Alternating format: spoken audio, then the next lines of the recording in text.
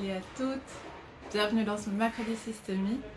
Aujourd'hui on va parler de la fameuse phrase as above so below, as below so above. Je ne sais pas comment on dit ça en français, donc l'idée c'est que comme en haut comme en bas comme en haut. On va discuter ce que représente le regard systémique quand on observe cette phrase, et on va parler de cette vision du monde et de quel impact elle peut avoir sur nous si on la laisse. Donc d'abord, quand on parle de systémie, je sais que généralement on va avoir cette image de les systèmes familiaux. Coucou Mélanie! Donc on va avoir cette image des systèmes familiaux. J'imagine un système qui me connecte à mes ancêtres. C'est une manière de le voir qui est juste, mais j'ai envie de vous inviter à observer cette vision systémique à partir comme si on faisait un zoom en arrière. C'est-à-dire qu'on va le voir plus grand. On va gagner en perspective. Et oui, en tant qu'être humain, je suis connectée à un système familial, je suis toujours connectée à un système familial parce que je vais toujours naître de quelqu'un. En tant qu'être humain, je suis connectée à un système familial, mais je vais être connectée à une énorme quantité de systèmes. Bien entendu, je suis connectée à mon système familial et je suis connectée aussi au système du pays dans lequel je vis, par exemple. Donc la société à laquelle j'appartiens. Mais souvenons-nous que je suis également connectée à d'autres sociétés humaines auxquelles je n'appartiens pas par le biais du système qui nous connecte tous les êtres humains. Donc, cet enchevêtrement de systèmes, il peut être vu vraiment avec un regard ample. C'est-à-dire que, ok, je vois mon système familial qui a l'air géant, mais tout d'un coup, ce système familial, il appartient à un système plus grand, qui est le système, par exemple, de la société dans laquelle j'existe avec les membres de ma famille. Mais en même temps, ce système société dans laquelle j'existe avec les membres de ma famille, il appartient à un système encore plus grand, qui sera le système qui va unir les différentes sociétés humaines dans le monde. Et cet énorme système qui nous connecte à tous les êtres humains va à son tour être englobé par le système des êtres vivants, et ainsi de suite. On peut aller vers le haut à l'infini et on peut aller vers le bas à l'infini. Je vous l'aurais déjà dit, mais bien entendu, je fais partie de mon système familial, mais à l'intérieur de moi, j'ai moi-même des éléments connectés. Je suis moi-même un système. Je peux être vu comme un composant de plusieurs systèmes, ou je peux être vu comme un système en soi. C'est-à-dire que je suis composée d'un cœur, d'un foie, je suis un système d'organes si je ne regarde que l'aspect physique de ce que je suis. Je suis un système d'organes. Et bien entendu, chacun de mes organes est inclus dans un système à son tour. Parce que mon cœur est inclus dans mon système cardiaque, mon estomac dans mon système digestif, et ainsi de suite.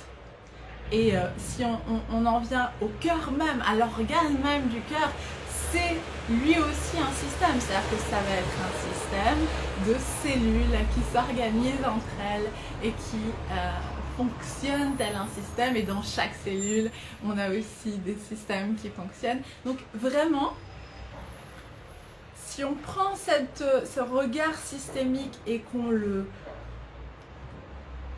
l'étire, on pourra voir que on peut observer le monde comme un enchevêtrement de systèmes vers le haut comme vers le bas.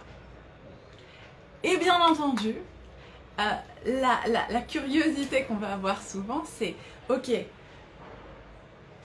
si on peut étirer à l'infini cet enchevêtrement de système, quel est celui qui englobe tout? Quel est le dernier? Et quel est l'élément de base qui est le massif? Quel est l'élément qui n'est pas un système? Quel est le dernier élément de la chaîne?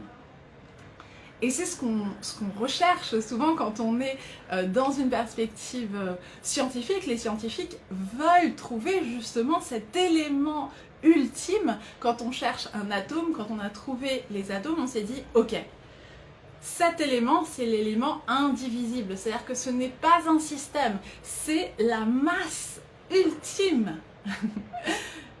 C'est là où cet enchevêtrement de systèmes se termine, c'est dans l'atome. Et on a découvert que finalement les atomes peuvent aussi être divisés. Et donc on va se dire non, ok, donc c'est le noyau du système qui est indivisible. C'est ça l'élément dernier.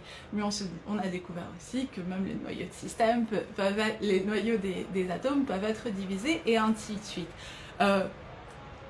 Selon ma perspective philosophique et mon regard sur le monde, on ne trouvera jamais la fin de ce complexe réseau de systèmes. Il va s'étendre à l'infini vers le bas, comme il va s'étendre à l'infini vers le haut. Et c'est vrai que généralement, quand on parle de Dieu, on imagine, quand on parle de la source, on imagine que ce serait justement le système, la poupée russe extérieure, à l'intérieur de laquelle tous les autres systèmes sont imbriqués. Donc Dieu, le concept de Dieu, le concept de la source serait donc ce système global et dernier qui engloberait tout. Et une fois de plus, dans ma perspective philosophique, ce n'est pas le cas. Je ne crois pas à ça. Je crois que on ne trouvera jamais la fin de cette séquence de systèmes. Quand on parle de Dieu, pour moi, la notion de Dieu, selon moi, c'est la connexion même entre les différents systèmes. C'est-à-dire que on ne va pas trouver Dieu. Une fois de plus, selon moi, je vais arrêter de le répéter, mais selon moi, on ne trouvera pas Dieu dans le système supérieur qui englobe tout le reste. On le trouve dans la connexion qu'il existe entre chaque élément. L'intelligence qui maintient la connexion de tous ces systèmes. L'intelligence qui ajuste la place de chacun. Pardon. Et ça, c'est vraiment quelque chose qu'on peut penser pour tous les systèmes, peu importe quel est le système auquel tu crois. Chacun va croire à des systèmes différents. Donc, par exemple, je crois au système qui nous connecte à nos vies passées et nos vies futures. Parce que, bien entendu, je crois en la réincarnation. Les personnes qui ne croient pas en la réincarnation auront d'autres systèmes en tête. Ils croiront au système familial, parce que c'est difficile de nier les systèmes familiaux. Ils croiront au système qui nous unit aux sociétés dans lesquelles on vit. Très bien. Peu importe le système auquel tu crois, il existe toujours cette idée, en systémie, qu'un système est comme un être vivant. Mon système familial est comme un être vivant. Le système de la société dans laquelle je vis est comme un être vivant. Et comme tout être vivant, il cherche une certaine homéostasie, je crois que c'est comme ça qu'on dit, une certaine... le maintien d'un certain équilibre interne. Mais bien entendu, chaque composant de ce système évolue au quotidien. Chaque composant de ce système se transforme au quotidien. Et ce faisant, en se transformant au quotidien, chaque élément du système impacte cet équilibre, déséquilibre l'homéostasie qui unit tous ces... qui que ce système maintient finalement. Il déséquilibre l'homéostasie. Et le système en soi a besoin de le rééquilibrer. Le système en soi a besoin de se réajuster chaque jour à ces éléments. Je suis partie dans une théorie très théorique aujourd'hui. J'avais envie de vous partager ça parce que j'ai envie de partager cette vision d'une systémie qui est beaucoup plus ample, qui ne comprend pas juste quelle est ma place, qui comprend le monde comme un enchevêtrement de systèmes. Et qu'est-ce que ça veut dire pour nous? Ça veut dire que d'une manière ou d'une autre, je suis connectée à tous ces systèmes, que ce soit les plus grands comme les petits. J'appartiens aux plus grands et les petits appartiennent à moi. Et cela veut dire que cette connexion, elle va entraîner un miroitement.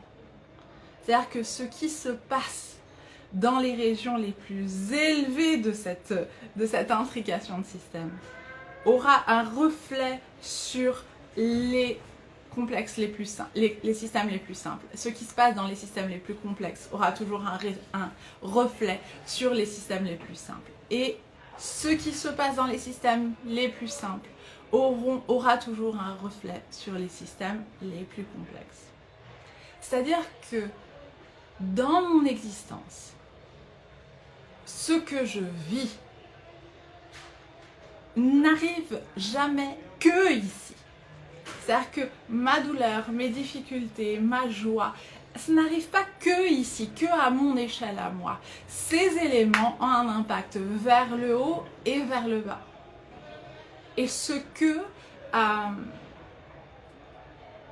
j'expérimente peut être expérimenté ici, ici et ici.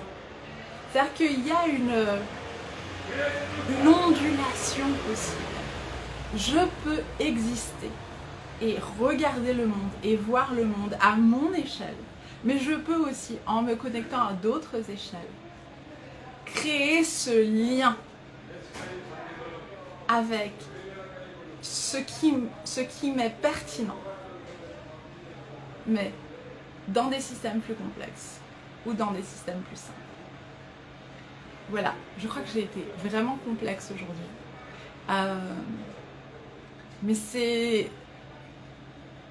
Il y a une radicalité dans ma vision de la systémie. Et il y a une abstraction qui est nécessaire. J'ai besoin aussi de l'assumer. Voilà. J'espère que ce mercredi systémie t'aura plu. Je t'embrasse et je te dis à la semaine prochaine.